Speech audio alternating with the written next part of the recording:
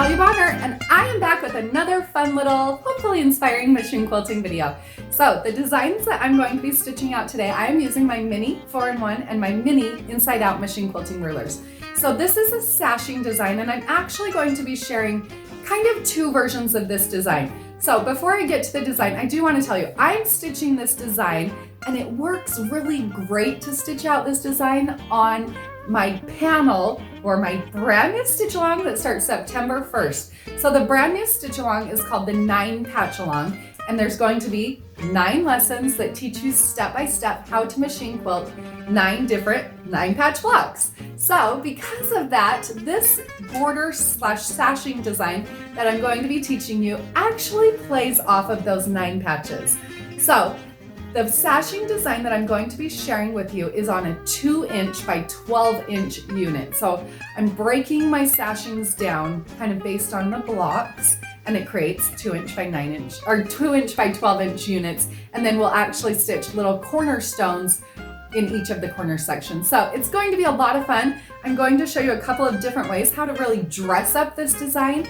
So much fun. I'd never quilted this one out until I started with this quilt, and I just kind of went for it, and I love it. It turned out way cooler than I thought it would, and it's actually pretty simple to stitch out. So I hope each of you are inspired, and we'd love to have you join us in our 9-patch-along. Let's get stitching.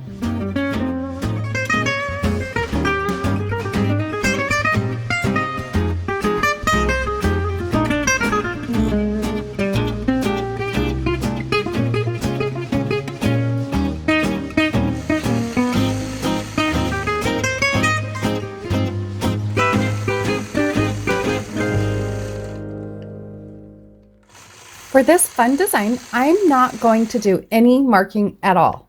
My points that I'm going to stitch to are all based on my 9-patch quilt blocks. So if you are stitching this on a block or in a sashing area that does not have 9 patches like this, then simply measure your block. I have a 12-inch block here, and then you're going to divide it by 3. Once I've done that, now I'm going to simply stitch point to point. So from the outside to the opposite inside point, I'll stitch a curve. Then from there, I'll adjust my ruler and stitch to the opposite side. When I've worked all the way up to the top, then at the bottom, I will stitch a straight line across the bottom. Then from there, I'll repeat this process, stitching all the way up to the top and then right back down, stitching those point to point curves. So this design, you could leave this sashing design just like that with just the foundation of this design, and it would look gorgeous. However, I love heavy quilting, and I love always adding and dressing up my designs just a little bit more. So this design did actually create kind of a secondary design that creates a diamond.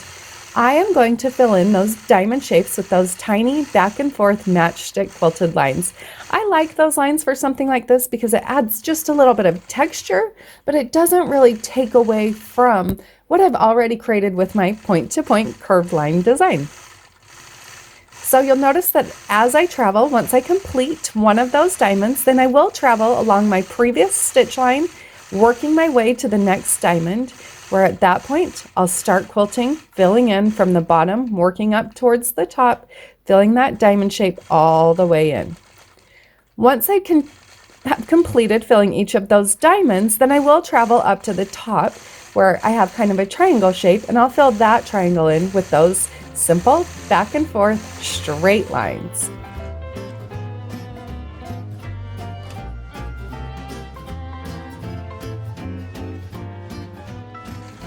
So I thought the design turned out really cool like that with the simple point-to-point curved lines and filling in the diamonds. But then as I was quilting my horizontal sashings, I decided it would be fun to continue that design, but just stitch kind of a slightly varied version of the same design. So I have here continued to use my mini 4-in-1 machine quilting ruler, but I'm also using my mini inside out machine quilting ruler.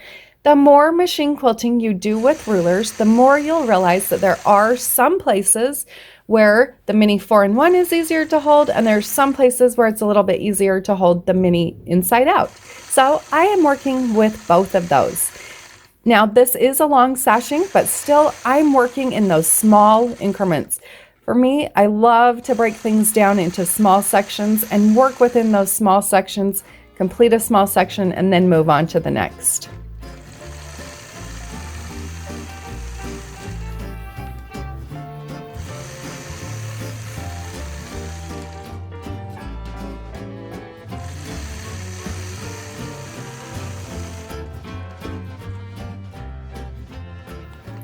So once I've stitched those point-to-point curves across that unit and then come back to where I started, now again I'm going to use those matchstick lines and fill in the diamonds and the little triangles that my point-to-point curves have created. However, to create a little bit more interest and maybe a variation of that design, there's some larger kind of diamondish shapes that are also created in the center, and I'm also going to fill those in with those tiny back and forth matchstick quilted lines. Now you will see as I'm using my machine quilting ruler here to stitch out those matchstick lines, I'm using the ruler more as a guide just to help keep my lines nice and straight. I'm not necessarily using it for any measuring or anything like that. So it's slow to quilt out those matchstick lines, but just go slow and work your way across. I keep the spacing between my lines about 1/8 of an inch apart.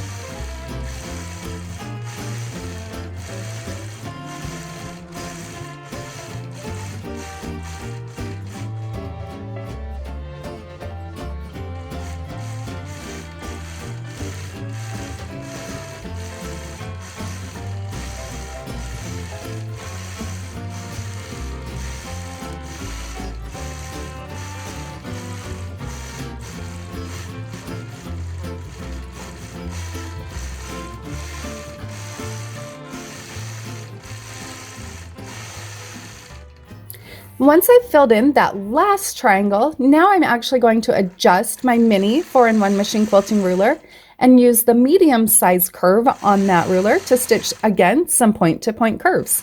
So from one corner across diagonal to the opposite corner, stitching a point-to-point curve.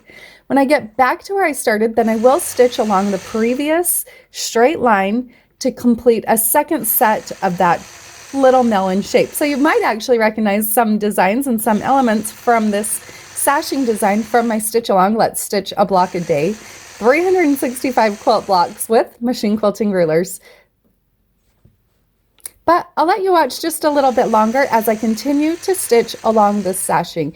You will notice that there is a point where I have some marking, and I did mark out the design. So before I started this design, because this was the first time I've ever stitched out this design in this sashing and with these rulers, I did go through, use my blue Mark Be Gone, and I did mark out the design so that I would have an idea what it would look like on the quilt before I started. It's something I actually do recommend that you do. If you're not sure exactly what you think, grab those markers and simply, or any marking tool, and mark out the design to kind of see what it might actually look like.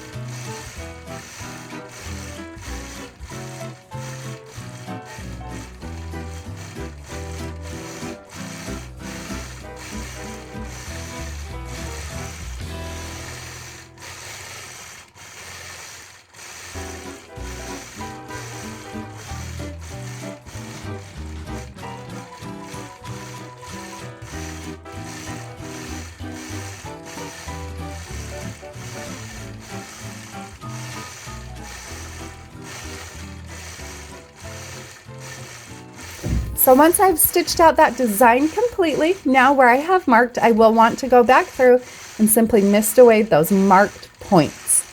I hope you all found just a little bit of inspiration from today's fun sashing border design video. We'd love to have you participate with us in our upcoming Stitch Along, the 9Patchalong. Make sure you check out all the details on our website, peaceandquilt.com.